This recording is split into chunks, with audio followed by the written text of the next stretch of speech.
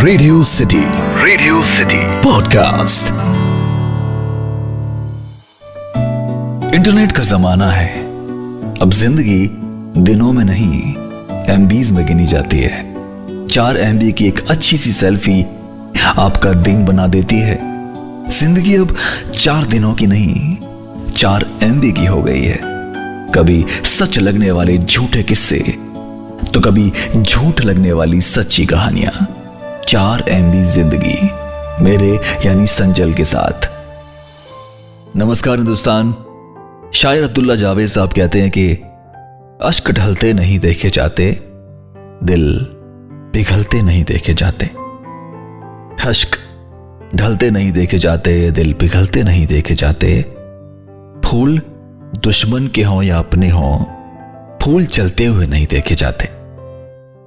तितलियां हाथ भी लग जाएं तो पर मसलते हुए देखे नहीं जाते।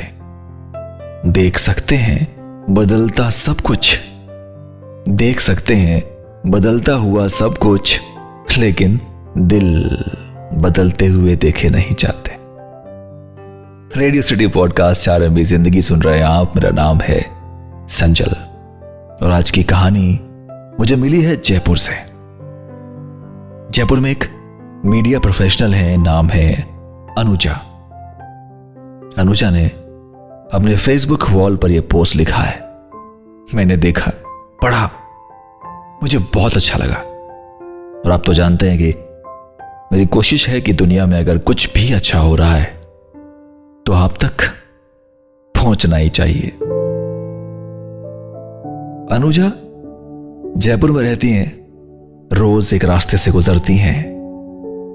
उनके ऑफिस का रास्ता वही है, एक्सरसाइज करने जाती हैं रास्ता वही है, और रोजमर्रा की चीजें लेने जाती हैं तो भी रास्ता वही है। उस रास्ते में एक घर बन रहा है और उस घर को जो मजदूर बना रहे हैं वो वहीं उसी अंडर कंस्ट्रक्शन मकान में रहते हैं। सर्दियों के दिन थे। सुबह सुबह अनुजा उसी रास्ते से गुजर रही थी और नजर पड़ी तो देखा कि उसी अंडर कंस्ट्रक्शन घर के बाहर एक रस्सी बांधकर थोड़ा सा कपड़ा लगा के एक झूला है, जैसा मजदूर अक्सर बनाते हैं। उस झूले पर एक 6-7 महीने का बच्चा और उसको संभालती हुई 7-8 साल की एक बच्ची है, और एक छोटी गाय भी है जिसे हम बछिया कहते हैं। अनुजा समझ गई कि बच्चे इस मकान में काम करने वाले मजदूर के हैं। जब मां बाप काम करते होंगे तो उस 6-7 साल की बच्ची की यह जिम्मेदारी रहती होगी कि वो अपने 6-7 महीने उस छोटे भाई को संभाले। सुबह का वक्त, जबरदस्त ठंड। अनुजा को लगा कि इस गाय की बच्चिया को एक कंबल देना चाहिए और उन दोनों बच्चों को स्वेटर और जैकेट। अगले दिन सुबह अनुजा उस बच्चिया के लिए कंबल लेके आई और बच्चों को स्वेटर जैकेट्स दिए, और इसी के साथ अनुजा की उन बच्चों से दोस्ती हो गई। अब तो अनुजा का रोज का रूटीन बन गया। वो रास्ते से गुजरती थी, दोनों बच्चों से मिलती, उन्हें प्यार करती और अपने काम के लिए निकल जाती। वो 6 महीने का गद्दू सा बच्चा जब अनुजा को देख के मुस्कुराता था ना, उसके गालों में डिंपल पड़ते थे, और उसको देख के अनुजा को लगता था भाई आज तो दिन बन गया यार। जो बच्ची थी 7-8 साल की, उसका पढ़ाई में बहुत मन था, लेकिन कोविड से स्कूल बंद हो गए। ऑनलाइन पढ़ने की सुविधा कोई थी नहीं उस बच्ची के पास। अनुजा ने बच्ची के लिए किताबें लाके दी। वो अपने छोटे भाई को संभालने के बाद अक्सर उस बच्ची को जब भी टाइम मिलता वो पढ़ाई किया करती थी। अनुजा अक्सर उन बच्चों के लिए कुछ ना कुछ देती ही रहती थी। वो बच्ची खुश हो जाती थी। और एक दिन उस बच्ची ने कहा कि दीदी मुझे एक गुड़िया लाके दो ना। बचपन गरीब का हो या अमीर का, लेकिन बच्ची अगर गुड़िया से ना खेले तो वो बच्ची ही क्या और वो बचपन ही क्या। लेकिन अनुजा अगले 15 दिनों तक कुछ अपने काम में व्यस्त हो गई और बच्चों से नहीं मिल पाई। और करीब 15 दिन बाद जैसे ही अनुजा उस बच्ची से मिली, उसकी आंखों में चमक आ गई और बोली, दीदी आप मेरे लिए गुड़िया लाई हो।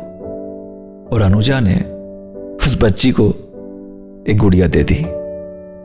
यूं तो अनुजा ने बहुत कुछ उस बच्ची को दिया था, लेकिन उस दिन गुड़िया मिलने के बाद उसके चेहरे पर जो खुशी नजर आई थी ना, उसे शब्दों में लिखना नामुमकिन है।